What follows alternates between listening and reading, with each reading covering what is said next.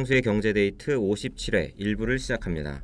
안녕하세요. 저는 길경식입니다. 네, 안녕하세요. 서성민입니다. 네, 김광수입니다.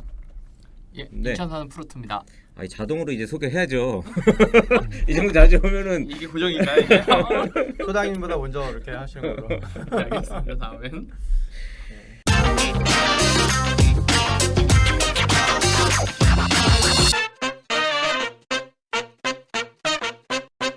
자, 그럼 오늘 1부 이야기 먼저 시작을 해보도록 하겠습니다. 어떤 이야기부터 하나요? 또 여전히 또 북미 정상회담과 관련된 얘기를 시작을 할 텐데 이 지난 방송에서 소장님이 이제 폼페이오와 볼턴 갈등설 이렇게 말씀을 하셨잖아요. 근데 이게 후속 보도를 이렇게 나온 걸 보니까 거의 이제 추측으로 하신 말씀이 거의 사실화돼서 이렇게 보도가 되고 있더라고요. 그리고 또 이번에 이번에 소개해드릴 내용은 지금 이제 그 김영철 노동당 부위원장이 백악관에서 트럼프 대통령을 만나서 이제 김정은 그 위원장의 그 친서를 전달하면서 이제 그 부위원장을 80분간 면담하면서 6월 12일 북미 정상회담 개최를 공식화를 한 소식을 지금 전달해 드리려고 하는데, 그 자리에 이제 그 볼턴이나 펜스 없이 존 켈리 그 비서실장하고 폼페이오 국무장관만 이렇게 같이 배석을 하면서 회담이 이제 진행이 됐다고 합니다. 그래서 되게 지난주 네. 말씀드릴 때도 거의 99% 북미 정상회담이 열릴 네. 거라고 네. 말씀을 드렸죠. 예. 거의 지금 거의 이제 확정된 그쵸. 거나 마찬가지죠. 확정됐죠. 네. 예. 이거 전체적으로 보면 네.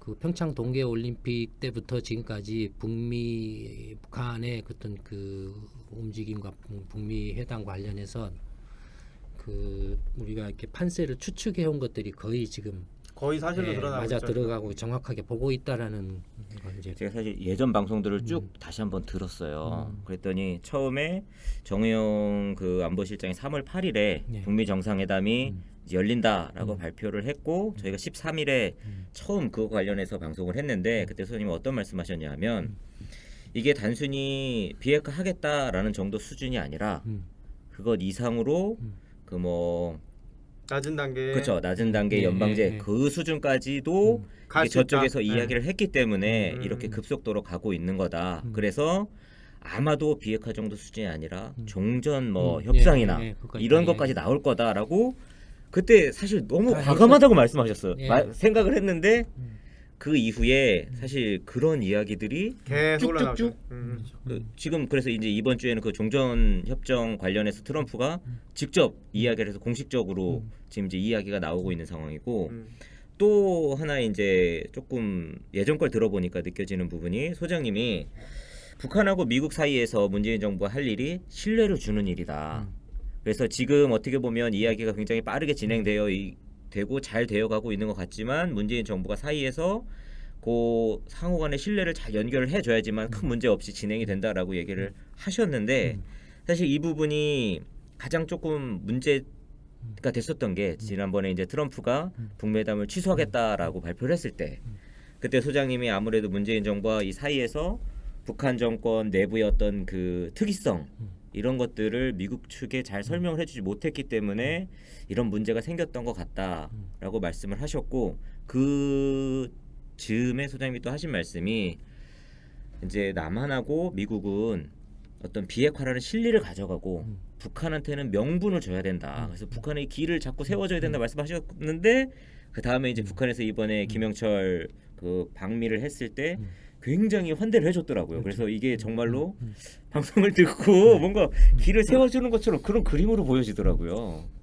백악관이 우리 지금 팟캐스트를 듣고 있는 트럼프가 막 차 가는데 그 바깥까지 나와가지고 막 이렇게 팔도 두드려주고 인사도 해주고 이런 것들이 굉장히 이례적이고 무언가 대우를 하고 있다라는 그런 표시다라고 여기저기서 나오는 걸 보면서 이런 것들이 우리끼리 하는 이야기라고 생각을 했는데 이게 좀 이해가 너무 잘 맞아 들어가서 조금 신기할 정도더라고요. 또 내가 내 입으로 그런 말 하게 됐고 어쨌든 지금 또 이제 재밌는 이야기가 아까 말씀하신 볼턴이 그 거기서 이제 빠졌고 트럼프가 이제 김영철한테 북한에서 이제 두 번째로 힘이 센 사람이다라고 직접적으로 이제 그런 표현을 했다고 하더라고요. 가지고 뭐 일부 댓글에서는 트럼프의 이런 언급이 김영철 수청으로 가는 거 아니냐. 북한에 2인자가 없는데 그런 뭐 재밌는 좀 이야기도 있고 또 북한이 준 그 뭐 봉투가 커서 이게 뭐 왕봉투다 뭐 그런 또 여러 가지 소소한 것까지도 다 좀 주목을 하고 있는 것 같고 미국 언론에서도 어떤 북한에 대해서 약간 이렇게 좀 주목해주고 띄워주려고 하는 좀 그런 좋은 분위기가 있는 것 같아요. 언론에서조차도. 어떻게 됐습니까? 지난주 이제 그 진행 결과가 백악관 회담 관련해서 실제로 이제 12일 날 만나는 게 공식화되면서 지금 이제 그 비핵화하고 그 빅딜과 관련된 그거든 이제 한 번의 회담으로 끝나는 것이 아니라 이제 이건 하나의 과정이다 해서 좀 더 시간을 걸고 계속 협의를 하면서 진행이 될 그 가능성이 보도가 됐더라고요. 근데 그거 말고도 더 그 협상 관련해서 구체적인 얘기가 좀 몇 개 나왔더라고요. 그러니까 핵 무기를 조기 반출하고 거기에 대해서 어떠한 상응하는 보상, 체제 보장을 하는 것이 해야 할까 그것까지 지금 논의가 되고 있다라고 하더라고요. 그게 또 경제 지원과 관련된 부분에서 미국이 돈을 내는 일은 없을 아니 것이다. 이야기를 예. 그렇게 중구난방으로 하면 듣는 사람들이 좀 헷갈리죠. 그러니까 이것도 이제 그 리서치 능력이 이게 필요한 거죠. 훈련이 필요한 거죠. 그러니까 이런 그 상황이 돌아가는 판세를 어떻게 읽느냐 하는데 예를 들어서 이제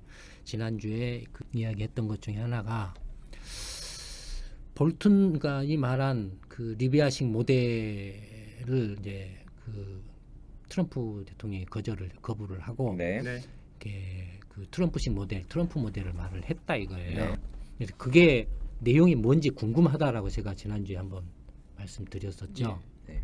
그러니까 트럼프 모델이 뭐냐에 대한 답이 지금 이제 나오고 있는 것 같아요. 그렇죠. 언론을 통해서. 언론을 통해서가 아니고 이번에 김영철 방미를 통해서 지금 아까 이야기한 것들이 이제 네. 네. 트럼프 모델의 그 내용을 보여주고 있다라는 거예요. 네. 그러니까 그 이제 김영철 그 위원 누굽니까? 부위원장. 부위원장이 그 방미를 할 때 또 어떤 일이 진행이 됐습니까? 판문점에서 회담하고 그렇죠. 그다음에 싱가포르 쪽에서 그렇죠. 또 실무회담하고 예. 또 그렇죠. 그러니까 세 가지가 동시에 네. 진행이 됐죠. 그러니까 김영철 부위원장의 방미, 판문점에서의 고위급 실무자 회담, 뭐 성김라든가 지금도 하고 있죠. 네. 오늘도 하고 있습니다. 네, 지금도 하고 있고 싱가포르는 이제 의전 이제 관련한 이제 실무 회담 뭐 네. 이거고, 그러니까 세 군데에서 동시에 그런 이제 실무 회담이 진행이 되고 있잖아요. 그러면은 예를 들어서 이제 싱가포르는 의전이니까 그건 제껴놓고 네. 그러면 이제 판문점의 고위급 실무자 회담하고 그 김영철 이제 부위원장이 방미에서 이제 그 폼페이오 백악관 그 이제 트럼프 회담하고 그 차이는 뭘까요? 지금 비춰지는 모습으로는 이쪽 그 김영철 쪽에서는 큰 틀에서 이제 어떤 방향성에 대해서 이야기를 했다라고 하면 이제 여기 판문점에서 하는 실무 회담은 정확히 이제 비핵화를 어떤 단계로 어떤 일정에 맞춰서 또 어디까지 그런 좀 세부적인 내용을 하고 있는 것이 아니냐라고 나오고 있는 것 같아요. 그렇겠죠. 네. 그러니까 판문점에서 실제로 이제 북한의 비핵화 관련해서 일건데 이제 대상 네. 이제 핵무기가 어디에 몇 개가 있고 얼마나 있고 또 관련 시설이 어떻게 돼 있고 하는 거 먼저 이런 것들이 미국이 파악한 것들이 있을 거고 그렇죠. 북한이 이제 그거에 대해서 앞으로 공개를 어떻게 할 것인가 하는 문제도 있을 것부터 거기서부터 시작을 해서 뭐 이제 완전히 비핵화가 이루어질 때까지의 이제 검증 이렇게 완전 파괴 내지는 이제 제거 때까지의 검증 이르기까지의 이제 모든 그 어떤 그 과정의 어떤 핵심적인 포인트들을 먼저 짚겠죠. 네.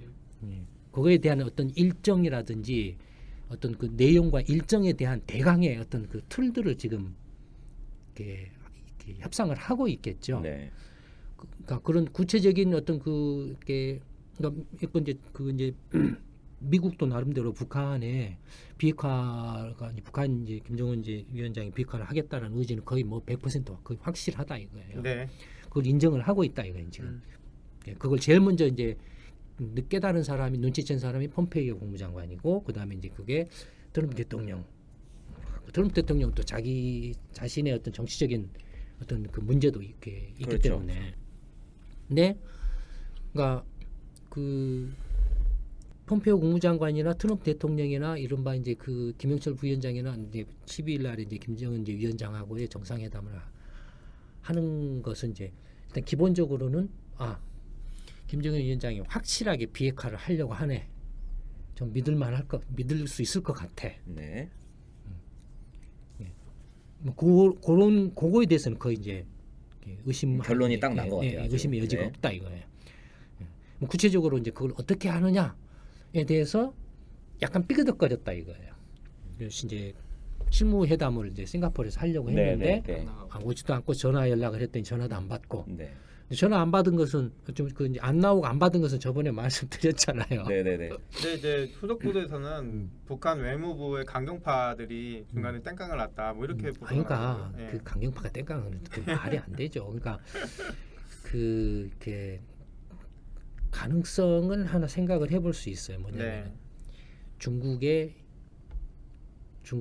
그 옆길질을 생각해 볼 수 있어요. 이른바 이제 친중파. 친중파를 네. 이렇게 들쑤셔가지고 야 네가 좀 땡깡을 좀 놔라고 네. 했을 수도 있는데 그럴 가능성보다는 지난번에 말씀드렸던 것처럼 이런 경우가 한 번도 없었고 김계관 그 뭐 외상 빼놓고는 그 저기 뭡니까 뭐 저기 그 저기 뭡니까 김영철이요? 김계관 저기 김계관이요, 김계관. 예. 그 직책이 어떻게 되죠? 제1부상. 제일부상 빼놓고는 이런 경험을 해본 적도 없고 그다음에 전화를 했나 한들 영어가 되는 사람이 있어야 전화를 받고 뭘 하지. 그 영어 통역도 제대로 안 되는 수준이라는 말씀이신가요? 그럴 가능성이 다분히 있어요. 네. 그다음에 그냥 그 말씀드렸잖아요. 지난번에도 위원장 동지가 비핵화 의지를 천명을 했지만 충성을 보여야 돼. 예전 방식의 그쵸. 충성을 이렇게 오바를 과잉 충성도를 나를 이뻐해 주실 거야. 뭐 그런 거. 네, 네. 진짜 예전 딱 그 반응하는 그런 예, 모습이었던 그런 것 같아요. 거였어요. 네, 전형적인 네. 그런 네. 모습이었어요. 그러다가 이제 뚝 너희로 하라고 취업 바뀐 거죠.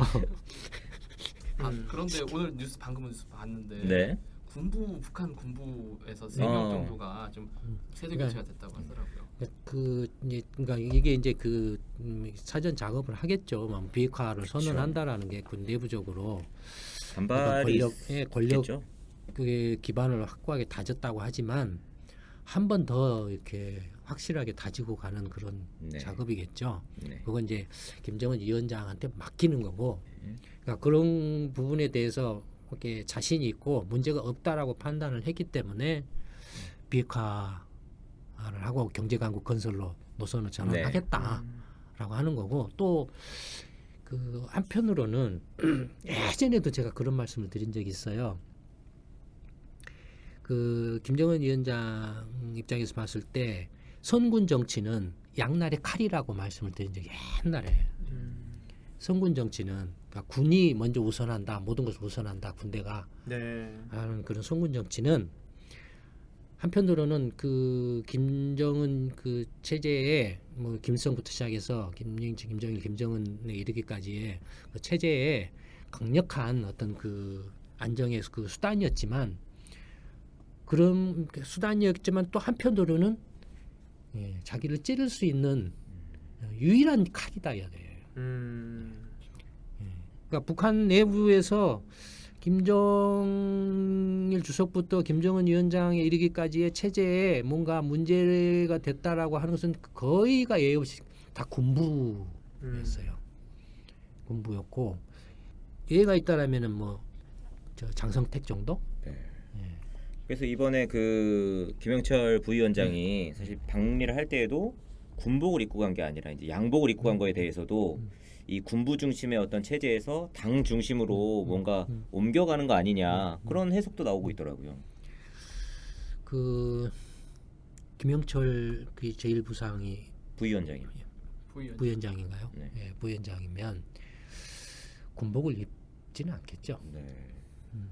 근데 아마 2000년 지난번하고 이제 비교를 해서 이야기를 하는 것 같아요. 네. 네. 뭐 그때는 이제 그럴 수 있는데, 군복을 입고 갔었는데 뭐 어쨌든 간에 이제 그 지금 그 이렇게 그러니까 그 이제 군 이렇게 다시 한번 어떤 군부 특히 이제 군부에서도 제일로 이제 아마도 김정은 위원장 입장에서 봤을 때 가장 신경 쓰이는 대목은 중국과의 관계. 네.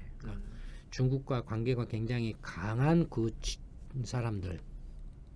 그럼 교체했을 가능성이 예, 크다는 말씀이신 거죠? 막 그럴 가능성이 있다 이거예요. 또는 그럴 뭔가 이렇게 좀 이렇게 그러니까 이른바 친중파죠. 네. 예, 친중 세력이죠.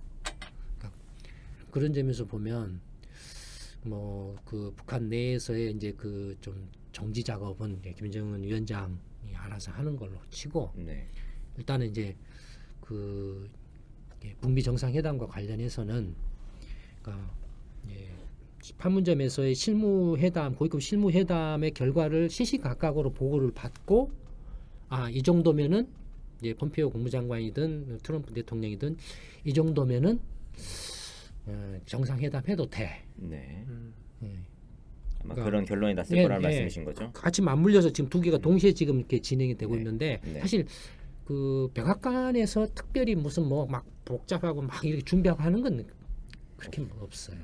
실제로 지금 판문점 회담이에요. 실무자 회담이에요. 네, 여기서 네. 지금 이제 모든 그 이제 향후에 그 비핵화에 관한 로드맵 기본적인 로드맵을 이제 그 합의를 하는 작업을 하고 있기 때문에 네. 근데 그 로드맵의 그 합의 내용을 보고서 트럼프 대통령이 말을 했을 거라는 거예요. 그러니까 그 합의된 왜냐하면 실무자들 입장에서 봤을 때 이제 실무자들이 누구라고 그랬습니까 지난번에 전부 국무 폼페이오 라인이라고 그랬죠. 네. 국무회 국무장관 라인을 국무부 출신이라고 그랬죠. 네. 거기에 이제 그 폼페이오 국무장관이 CIA 국장이었잖아요. 네. 그러니까 국장 시절부터 운영하던 이제 북한 팀을 갖다 붙여놨어요. 근데 네. 지금 판문점에서 그 회의를 하고 있는 그 팀에 성김하고 그다음에 그 국무부에 미국 국무부의 동아시아 아태 차관보하고 네. 그다음에 이 CIA 그 북한 팀이 지금 세 팀이 들어가 있어요. 이 세 팀이 그러니까 실질적으로 그 이제 북한의 그 고위급 실무자들하고 협상할 때 북한 실무자들이 거짓말을 하나하나를 체크를 할 수가 있잖아요. 왜냐하면 네. 실제 핵 시설이나 이런 것들에 대한 사전 정보라든지 자기들이 갖고 있던 이런 것들이 있을 거 아니에요. 네. 그렇죠. 그러니까 그런 것들에 대해서 그런 걸 이제 이렇게 북한 실무자들하고 그 회담을 협상을 하면서 북한 쪽에 대해서 이렇게 압박을 가할 수 있고. 압박을 가하는 게 아니고 확인을 하는 확인을. 거겠죠. 네. 확인에 대해서 북한 실무자들이 어떻게 대응을 하느냐를 보고 네. 성실하게 대응하려고 하는데 정말로 비핵화에 의지가 있느냐. 네. 이렇게 진지하게 이렇게 대응을 하려고 한다 안 한다라는 걸 쓰느냐, 그런 걸. 판단을 한다 이거예요. 실무자 차원에서 확인한다. 실무자에서 계속 그 네. 보고들이 계속 백악관으로 음. 들어가고 있다 이거예요. 네. 시시각각으로. 음. 아니, 상식적으로 생각해 보면 그럴 네. 것 같지 네. 않습니까? 맞습니다. 근데 이제 소장님이 이 트럼프 방식이란 거 말씀을 잠깐 하셨잖아요. 그러니까 네. 거기서 봐보세요. 그 실무자 회담에서 이제 비핵화 관련된 로드맵을 이제 대강의 로드맵을 일정표를 짠다. 이거. 뭘 어떻게 그렇죠. 조사를 하고 언제까지 한다라는 걸 북한 실무자들하고 협상을 할 거 아니에요. 네. 협상을 했는데 그 결과가 예를 들어서 야 이게 물리적으로 이런 거 저런 거 다 따져서 해봐도 이거 1년 걸린다라든지 네. 아니면 한 2년 걸릴 거라든지 실무자 입장에서 봤을 때 네. 그렇죠. 그런 판단이 있을 거 아니에요. 네. 그래서 네. 로드맵에 대한 협상을 할 거 아니에요. 그렇죠. 그러면은 그 로드맵의 협상 결과가 백악관으로 가면 올라갈 거 아니에요, 바로. 네. 그렇죠. 네. 그러면 트럼프 대통령이 봤을 때 음. 자기 그 협상 실무자를 안 믿으면 누구를 믿겠어요? 거기서 올라온 게 2년 걸릴 것 같습니다라고 만약에 그 로드맵 협상 결과가 올라오면은 트럼프 대통령이 뭐라고 말할 것 같아요? 야 안 돼. 너무 오래 걸린다고. 1년으로 해. 아니면 6개월 내라고 이렇게 이야기를 할 거냐 이거예요.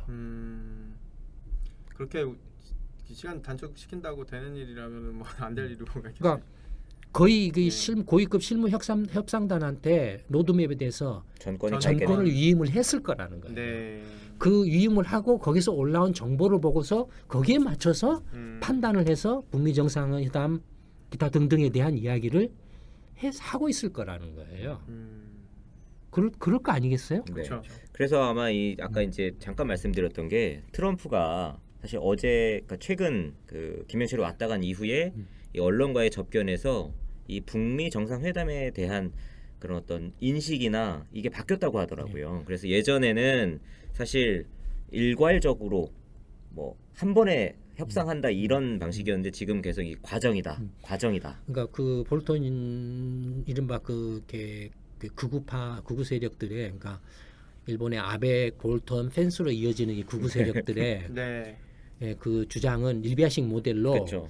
완전하고 그러니까 완전하고 일괄적으로 이렇게 해결하는 방식 또는 완전함을 넘어서서 뭐였습니까? 영구적으로. 영구적인 것까지도 막 마구잡이로 내뱉었죠. 네. 네. 이건 어떤 방식, 어떤 그 사고 방식 가진 사람, 먼저 이념이 앞서 있는 사람들이라 그랬죠. 현실보다는. 네. 그러니까 이념으로서 이렇게 밀어붙이니까 자꾸 이런 사람들의 경우에는 문제가 생긴다라고 그랬죠. 네. 문제가 생겨야만 이 사람들의 존재 근거를 확보를 하는 거니까. 네. 문제가 생겨야만. 그러니까 아베 총리 전에도 제가 그 아베 총리나 아소타로나 이런 사람들은 한국 국민들한테 지금 이번 그 북미 정상회담 남북 북한의 비핵화 관련해서 그 말할 수 없는 지금 마음의 상처를 주고 있다라고 제가 경고를 했죠. 네. 네. 네. 네.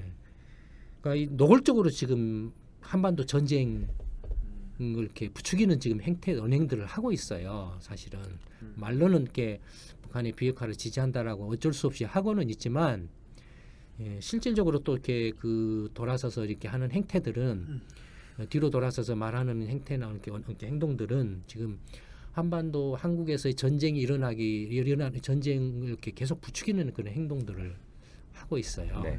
그러니까 이건 정말로 그 일본 국민들이 한번 냉정하게 생각을 해보셔야 될 대목이라고 생각을 합니다. 저는 네. 일본 국민들이 입장을 바꿔놓고 생각을 한번 해보시라는 거예요. 한국 국민이라고 한다라면 아베 총리나 일본의 위정자들이 하는 그런 언행들이 과연 한국 국민들한테 어떻게 받아들여지겠느냐에 대해서 그런 식의 언행을 하는데 어떻게 그 서로 인접한 인국으로서 서로 이렇게 우호적인 어떤 관계를 만들어가고 이렇게 젊은 세대들을 중심으로 해서 지금 케이팝에다 뭐다 하고 뭐 이렇게 많은 이제 그 젊은 세대들 간의 교류나 이런 것들이 있는데 시대착오적인 정말로 그 과거 전전의 식민지 시대 때 군국주의적인 사고 방식에 쩔어 있고 이런 사람들이 여전히 그 사고 방식에서 벗어나지 못하고 그 이웃나라 국민들한테 이렇게 씻기오는 마음의 상처나 정신적인 어떤 고통을 이렇게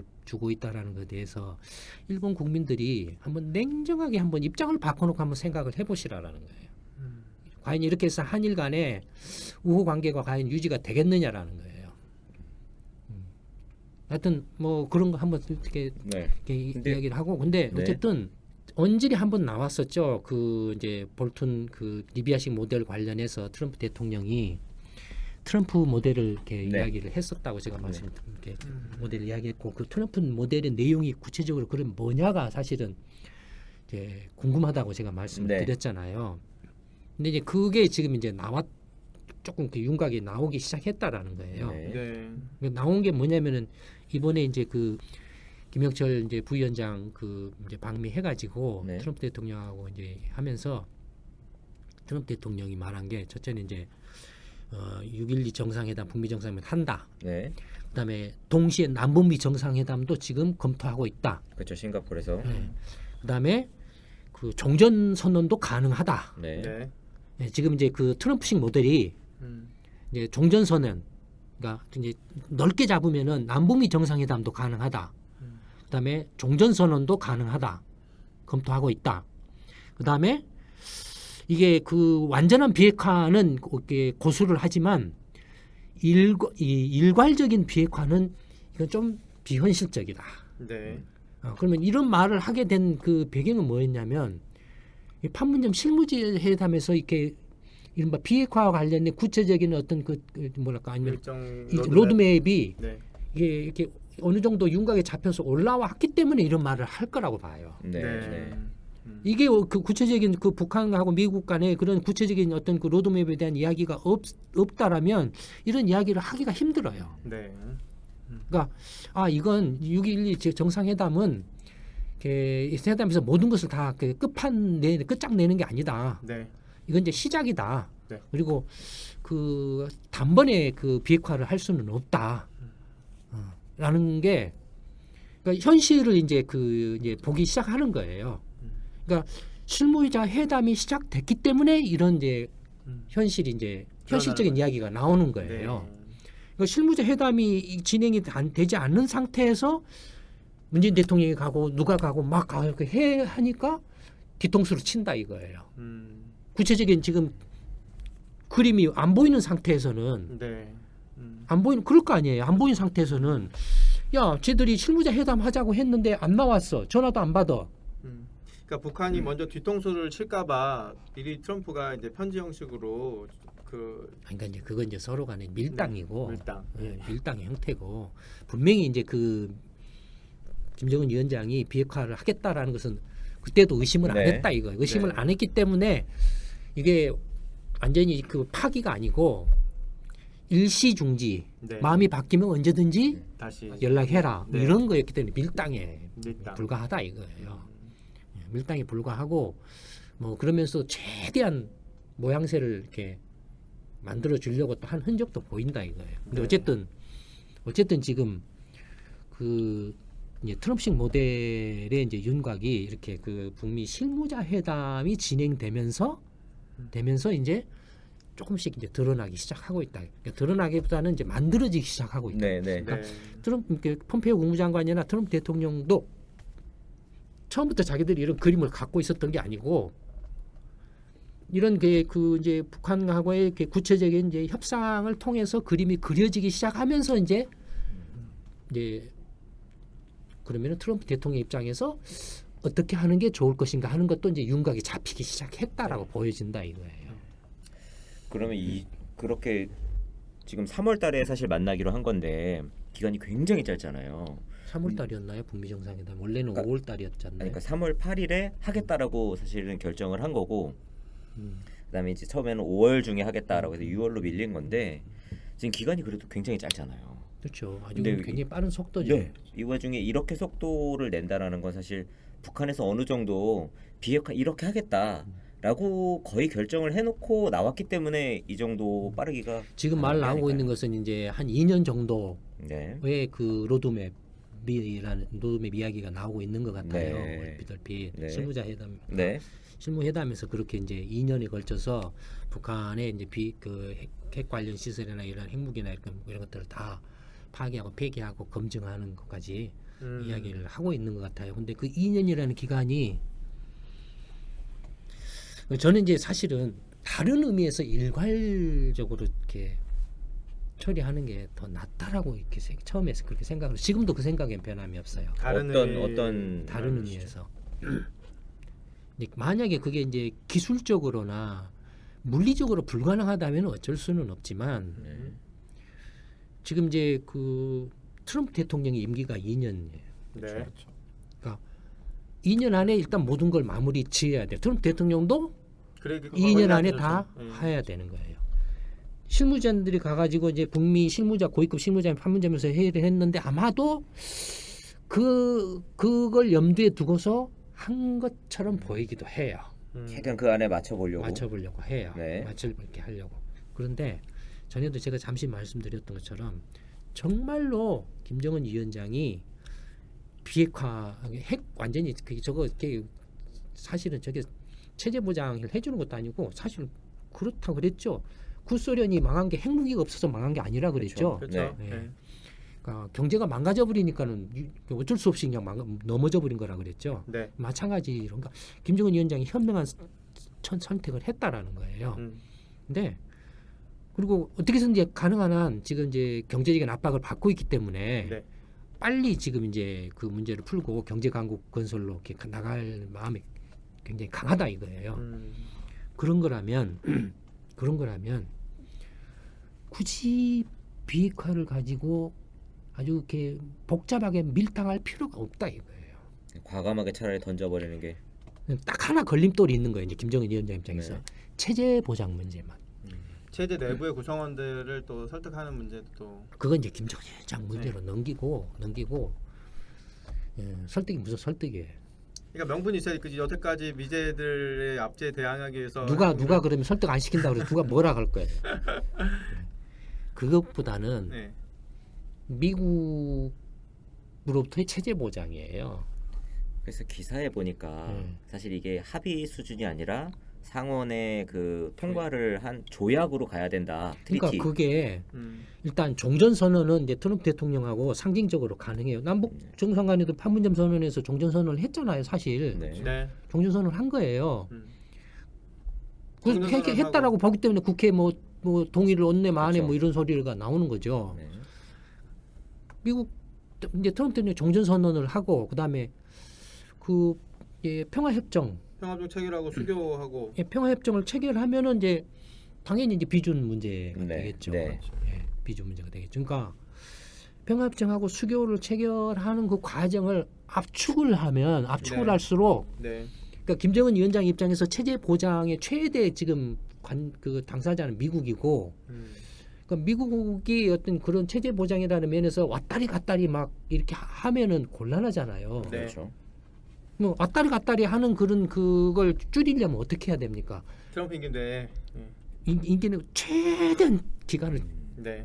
단축시켜서 이게 종전 선언하고 평화 협정 체결하고 예를 들어서 아니면 이렇게 국미 수교를 수립을 하면은 네. 하는 그 기간을 최대한 압축을 하면은 그게 가장 확실하죠. 그렇죠. 네. 그러면 그런 거라면 굳이 북한의 어떤 핵 관련 시설을 폐기하고 하는데 시간을 질질 끌 이유가 없다 이거예요. 오히려 어떤 면에서 보면 김정은 위원장이 더욱더 공격적이고 적극적으로 과감하게 나오는 게 더 유리하시겠네요. 오히려 어떤 면에서 트럼프 정부를 밀어붙이는 것이 되기도 한다 이거예요. 근데 사실 이번에 이 종전에 관한 이야기가 처음 나왔거든요. 트럼프 입에서는. 근데 거기에 대해 사실 미국 언론들이 좋게만 보는 건 아닌 것 같아요. 지금 이제 주로 이제 이른바 이제 그 보수 언론들, 네, 네. 보수 언론들이 이렇게 하고 있죠. 네. 뭐 한데, 근데 거의 지금 그 저도 그렇고 이렇게 일부 이제 그 지금 이제 어떻게 보면 밀려 있죠 보수 언론들이 지금. 네. 그러니까 그 사람들은 어떻게 쓰든지 이렇게 그러니까 왜냐하면 그 보수 그 진영이랄까 극우 진영들의 경우에는 아까도 말씀드렸던 것처럼 어떻게 해서든지 자기들이 어떤 이념적인 어떤 그 구도. 그 기반을 이렇게 네. 지탱할 수 있는 건수가 계속 있어야 돼요. 그렇죠. 그런 구도가 형성돼 있어야 돼요. 그 중에 대표적인 게 이제 뭐 이란이라든지, 악의 축이요. 악의 축이죠. 이란이라든지 시리아라든지 북한이죠. 네. 근데 그 중에 북한은 하나 없어져 버린다라고 하면 자기들이 입지가 장사가 좀 굉장히 좁아들어도 네. 정치적인 그렇죠. 입지라든지 그렇죠. 여러 가지 면에서 입지가 확 줄어들어 버리죠. 그러니까 일본 아베 정권도 마찬가지예요. 제가 볼 때는 네.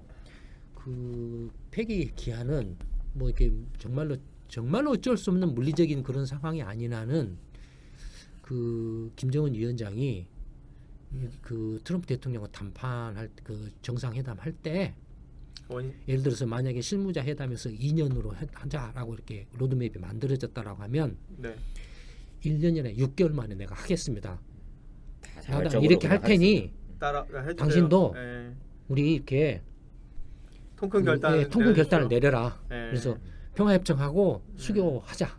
그 안에 맞춰서 하자라고 이렇게. 그럴 가능성도 되게 높겠는데. 왜냐하면 2월 10일 날. 왜냐하면 전에도 말씀드렸죠. 이런 기회는 두 번 다시 없는 기회이고 그다음에 너무나도 많은 이해관계가 얽혀있기 때문에 길어지면. 시간이 길어지면 길어질수록 이게 변수가 커지네요. 변수가 많아지고 네. 막 뒤틀려 버릴 가능성이 있어요. 해방 넣는 사람들도 예. 많을 거고. 뭐 이렇게 어떻게 쓰든지 막 아베 총리는 이제 9월 달이면 날아가겠지만 네. 뭐 하여튼 그렇다고 해서 자민당 세력이 그 극우 세력들이 없어지는 건 아니거든요. 그렇죠. 근데 어쨌든 그런 거라든지 중국이라든지 중국도 지금 이제 현재 미국하고 이제 지금 이렇게 통상 협상에 지금 이제 다시 강경하게 그렇죠. 나가고 있잖아요. 미국이. 네. 이 방송을 듣고 있다니까 백악관이 이제 강경하게 나가고 네. 있잖아요. 그러니까 뭘 했냐면은 북한에다가 지금 식량을 이제 풀어주고 있어요. 그러니까 그러니까 밀당을 잘해야 된다 그랬죠. 네.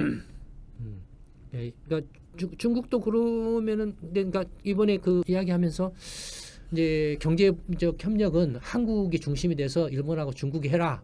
네. 뭐 이렇게 이제 트럼프 대통령이 말을 했잖아요. 네. 근데 이거 관련해서도 제가 전에 거의 초반기서부터 그 말씀하셨습니다. 한국이 중심이 돼야 된다. 이거 좀 네. 부담스럽더라도 네. 이렇게 복잡하게 하면은 네. 이렇게 안 된다. 다른 나라 다 빼고 그냥 한국이 중심이 이렇게 돼서 한국 중심에서 하고 네. 그냥 이렇게 뭔가 그 펀드나 네. 투자은행이나 이런 형태로 해서 음. 이렇게 그 하는 게 가장 이렇게 좋다. 북한 김정은 위원장도 사실은 그런 걸 원하고 지금 워낙 이제 김정은 위원장 제가 볼 때는 중국에 대해서 지금 반감이 좀 있는 것 같아요. 그러니까 굉장히 상처를 받았던 것 같아요. 네. 상처를 받아서. 근데 어쨌든 지금 그럼에도 불구하고 현실적으로는 중국하고 국경선을 이렇게 뭐 이렇게 2,000km나 맞대고 네. 있기 때문에 그걸 이렇게 가벼이 볼 수는 없어요. 그렇죠. 그다음에 또 어쨌든 간에 중국하고의 경제적 교류가 북한이 경제 강국으로 가는 데 있어서도 굉장히 중요하고 네. 하기 때문에 굳이 문제를 악화시킬 필요는 없어요. 그러니까 그런 점에서 보면 지금 그 중국 정부하고의 관계도 잘 유지를 하고 있다라고 그렇게 봐요. 김정은 위원장이나 그 북한 지도부가 북한하고의 밀당을 적절하게 잘 하고 있다라고 봐요. 그러니까 뭐 김영철 부위원장도 물론 이제 현실적으로 바로 직항로가 없기 때문에 베이징을 네. 경유해서 갔겠지만 가면서 이제 뭐 중국 정부하고 만약에 또 의견 교환도 있었을 거고 네. 뭐 정보 뭐도 있었을 거고 그런 거 굉장히 괜찮다고 봐요. 괜찮다고 보고 다만 김영철 부위원장이 중국 시진핑 정부하고 완전히 흉금을 털어놓고 이야기했는지는 제가 저는 확실히 장담을 못해요. 근데 어쨌든 뭐 딱 특별히 할 이야기는 별로 없을 거예요. 거의 트럼프 대통령이 그렇죠. 말한 것이 거의 정부일 거고 그다음에 김정은 위원장이 친서를 전달을 했잖아요. 네. 친서 내용도 제가 볼 때는 특별한 내용은 없을 거라고 생각을 해요. 다만 너무 걱정하지 마라. 나는 확실하다. 네. 나는 확실하니 당신도 좀 이렇게 통 크게 좀 그 접근을 해다오.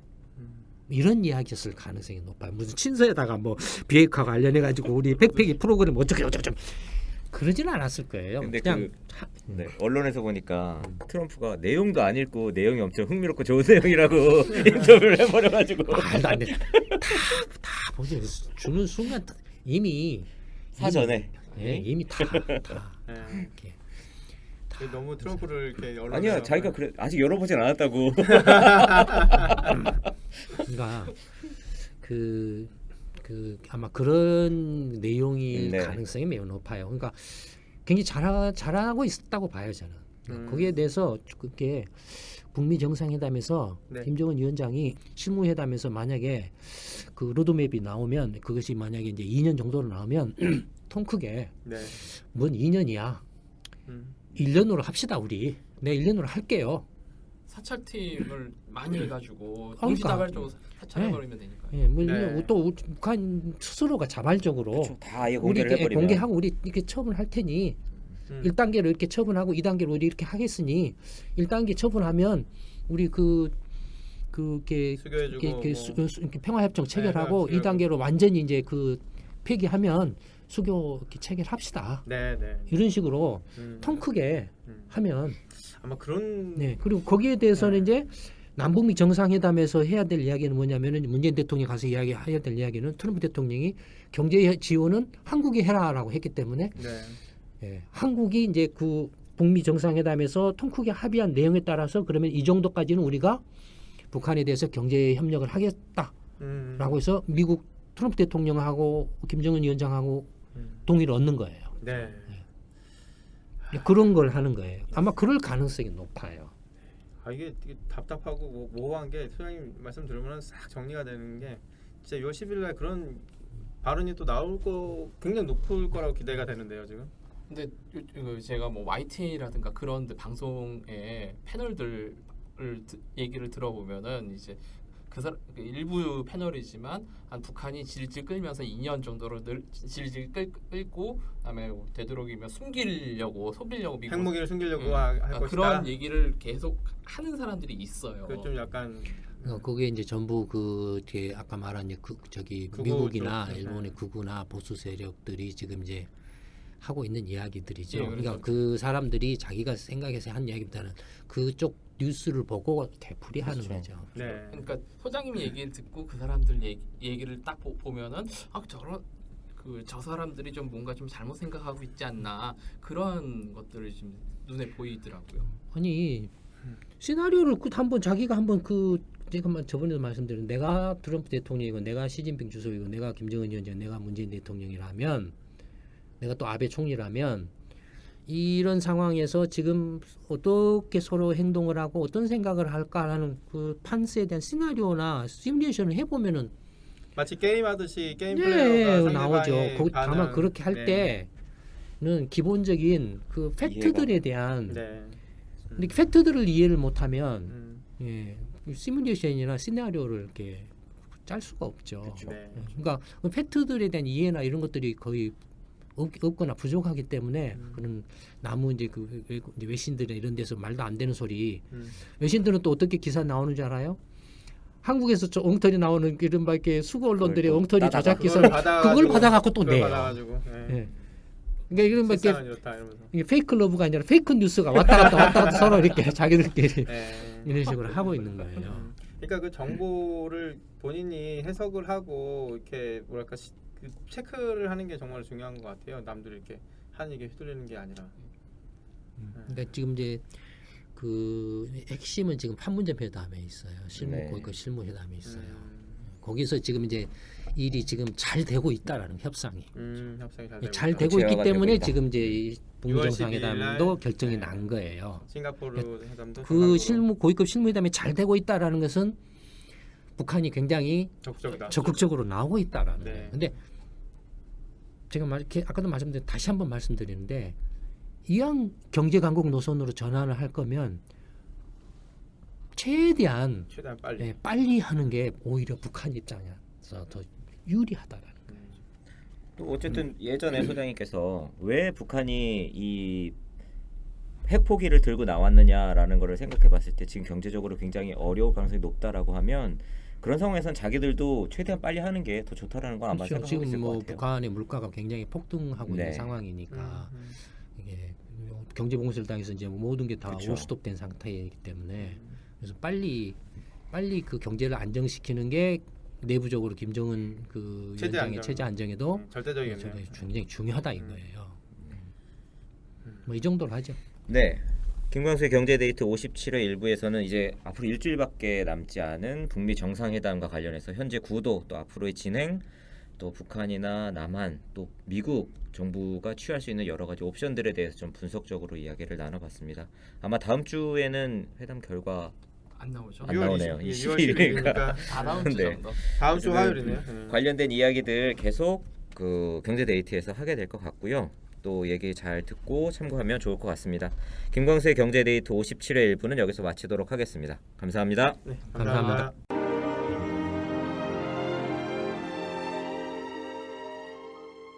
이순신 프로젝트 정책 아카데미는 평범한 직장인, 가정주부, 자영업자, 전문직 종사자, 교수, 대학생 등 다양한 분들이 함께하고 있습니다. 당신은 어떻게 이순신 프로젝트 정책 아카데미에 참여하게 되셨나요?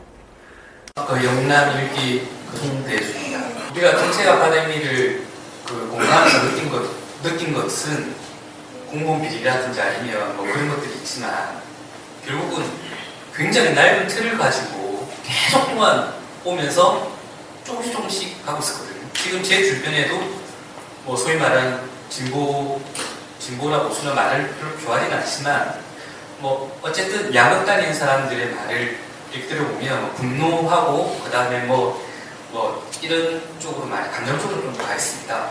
근데 또 가운데서 얘기를 하면요, 그 사람들은 왜 OEP가 안 되냐 이렇게 또 얘기를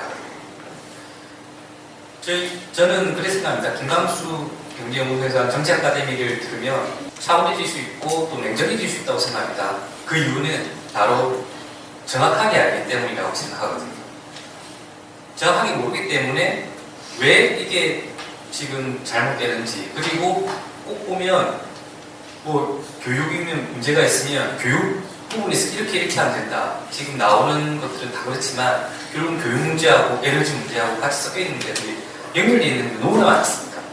그렇기 때문에 여기에서 정치 아카데미를 해야만 우리나라는 지금 낡은 제도를 쪼리 자르는 게 아니라 완전히 끊어내서 나가야 한다고 느끼기 때문에